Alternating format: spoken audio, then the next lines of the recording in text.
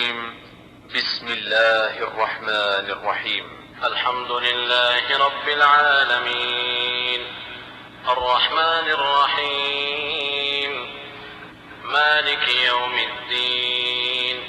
إياك نعبد وإياك نستعين اهدنا الصراط المستقيم صراط الذين أنعمت عليهم غير المغضوب عليهم ولا الضالين.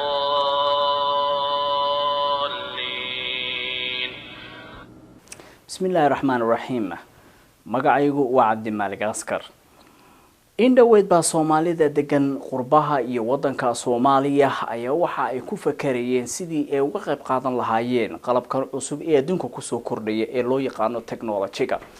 taasi oo siyaabo kala duwan ay dadka uga faa'iideystaan haddii noqon lahayd internetka, haddii noqon lahayd telefoonka iyo haddii noqon lahayd baabuurta ama warshadaha ama qalabka cusub ee maalin walba soo baxa. kad weyn oo laga leeyahay Soomaaliya ayaa waxa isku dayday inay ka qayb qaadato qalabka cusub ee technology-ga. iyagoo ka faa'iideysanaya ayaa waxa ay soo saareen qalab yar oo saruurfoonka la eeg magaciisana la yiraahdo cilmi. sababta cilmi loo yirina waxa weeye waxa ku jira 22 luqadood. waxaana markaasi ka kooban yahay 740 saacadood. qalabkaas yar ee cilmi ayaa waxa lagu soo koobay tafsiirka Quraanka Kariimka oo dhan iyo waliba ahadiistii iyo waliba siiradii.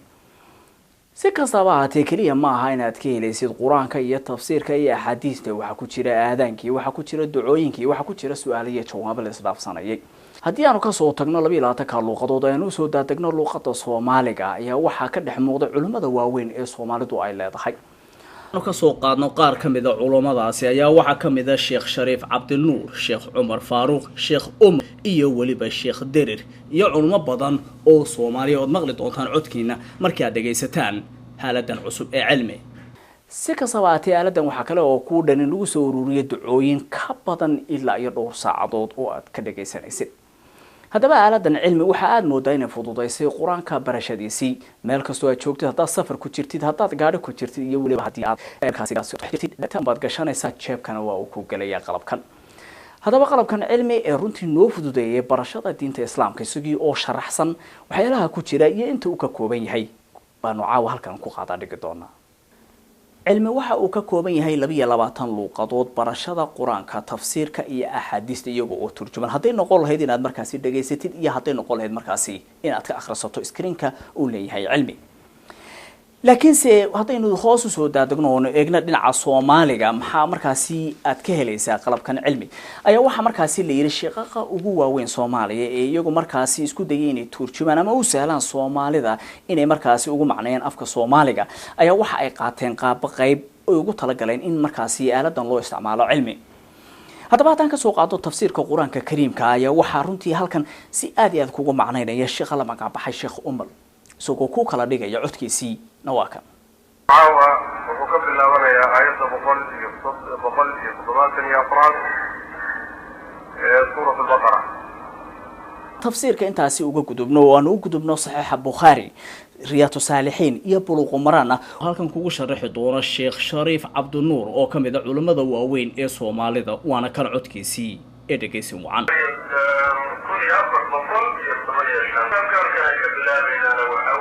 يعني أنت أقول قدومنا صحيح البخاري رياض الصالحين يبلغ مرانك ونودا دقنوغوس أي واحد سو قارسة 40 وشرح دونا 40 كهدي الله ودلو قولاد الشيخ عمر فاروق وكم يدعو علماء واوين أصو مالدو أي لا بحي وانا كالعود كيسي إدقيسي وعن أنا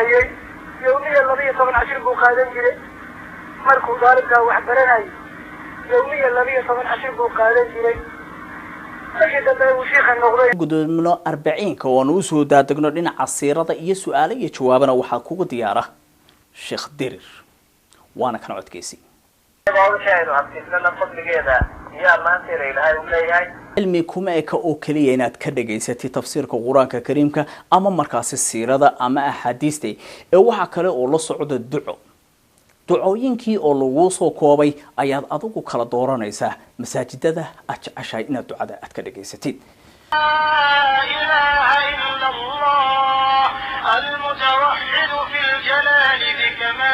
haddaba culimada waaweyn ee Soomaaliya ay leedahay ayaa kugu diyaara in qalabkan cilmi ay markaasi kugu macneeyaan quraanka iyagoo ku fududaynaya meel kasta oo aad joogtid iyo goob kasta oo aad taagan tahay adigoo ka dhageysan doona qalabkan cilmi haddii aad doonaysid inaad u safartid wadankaasi marka aad tagto aadan garanaynin qiblada meesha ay ka xigto ayaa waxa aad galinaysaa wadanka aad joogtid iyo magaalada aad joogtid halkaas oo aad ka daawanaysid screenka qibladii markaasi salaada loo tukanayay sidoo kale qalabkan cilmi waxa ay leedahay haddii aad doonaysid inaad shaqo aadid ama aad doonaysid inaad suxuur u kacdo ama aad doonaysid inaad salaada subax aad u kacdo waxa markaasi aad ku buuxsanaysaa alarm clock iyagoo markaasi kugu kicinaysa ama cod haddaad doonaysid ama markaasi haddaad doonaysid gambaleel ama haddaad doonaysid quraan kugu kiciso alarm clock ayaa taabanaysaa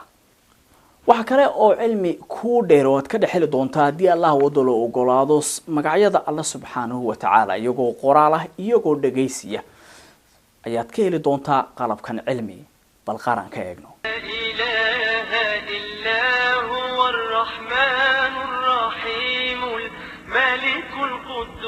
السلام المؤمن المهيمن العزيز الجبار cilmi looguma talagelin oo kaliya inay dadka waaweyn ka faa'iideystaan balse waxa loogu talagalay caruurta marka ay yar yihiin inay ku bartaan barashada quraanka waxa ku jira markaasi macallimiin akhrinaya quraankii ka bacdina ardaydii ay markaasi kaga daba dhawaaqayaan haddaba ardaydii oo ka daba dhawaaqaya bal haatan aan idin maqalshino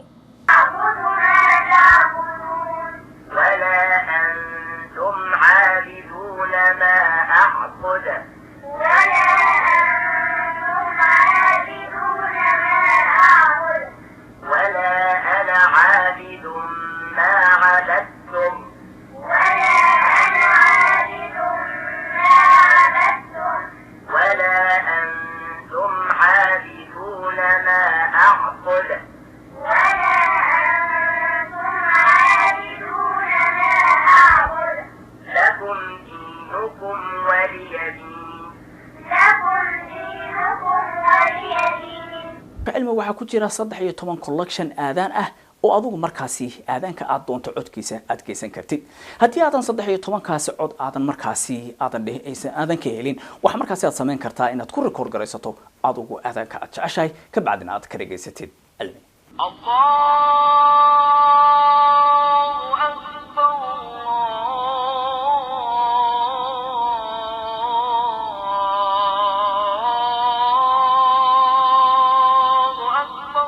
qalabkan cilmi waxa uu leeyahay haddii aad masaajid tagto oo siire aad ka dhageysanaysid aad ka heshay markaasi siiradaasi ayaad qalabkan ku duuban kartaa in ka badan 10 saacadood oo audio ah inaad ka dhageysan kartaa cilmi taasi oo hore aysan u sameyn kareynin qalabkii hore ka jiray ee markaasi iyagu ay duubi karayeen ama daqiiqado ama dhowr daqiiqo laakiin qalabkan cilmi aad markaasi helaysid inaad wato ayaad qalabkan ku duuban kartaa in ka badan 10 saacadood oo audio ah una dhageysatid ka bacdina aad iska tigtid ka bacdina muxaadarada dambe haddii aad jeclaato aad markaas iyadana aad duuban karaysid qalabkan haddaba waxaa la socda runtii qalabo badan oo ay ka mid yihiin manualkii marka boxka aad furto ayaa waxaad arki doontaa qalab badan oo ku dhex jira qalabadaasi badan ee ku dhex jira ee la socda cilmi waxa ay ka mid yihiin manualkii campus haddii aad safarto oo markaasi qalabkan oo kale aadan isticmaalaynin waxa markaasi jira campus yar oo la socda qalabka oo markaasi meel kasta oo aad joogtid qiblada ku tusi doona wana ognahay wadamada qaarkood waxay isticmaalaan koronto kala duwan laakiin se qalabkan cilmi isagu waxa uu wataa qalab loo yaqaan universal power oo markaasi wadan kasta aad tagtaaba aad ku isticmaali karaysid powerkiisa waxa kale oo la socda batterigiisa iyo power charge isagoo waliba uu leeyahay letter clip oo aad ku qaadan kartid jeebkaaga ama markaasi ku xidhaya suunka dhinaciisa sida cellphone oo kale aad u qaadan kartid waxa kale oo uu leeyahay qalabka dhagaha lagu dhageysanayay marka aad gashanaysid kaliya inaad gurigaaga ku charge garan kartid korontada ee waxa kale oo ku charge garan kartaa baabuurkaaga waxa kale oo ku dheer qalabkan cilmi inaad markaasi uu gaarigaaga aad ku dhageysan kartid samaacadaha gaarigaaga speakerska uu leeyahay gaarigaaga oo markaasi ay noqon karto in baabuurka dadka kula socdo oo dhan ay kula dhageysan karaan axaadiista iyo tafsiirka quraanka kariimka ah haddaba su'aashu dadka isweydiinayaan waxa weeye qalabkan ma battery baan u isticmaalayaa mise waxaan u isticmaalayaa koronto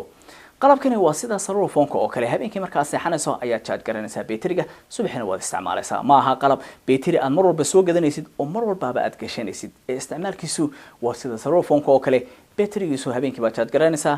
maalinta oo dhan waad isticmaalaysaa haddaba barashada quraanku waxay runtii noqotay mid aad u fudud had meel kasto aad joogto ayaad ku baran kartaa barashada quraanka axaadiista siirada iyo waliba salaadii waqtiga ay joogtay aadaankii iyagoo isku wada duuban cilmi waxaan leenahay aan ka faa'iideyno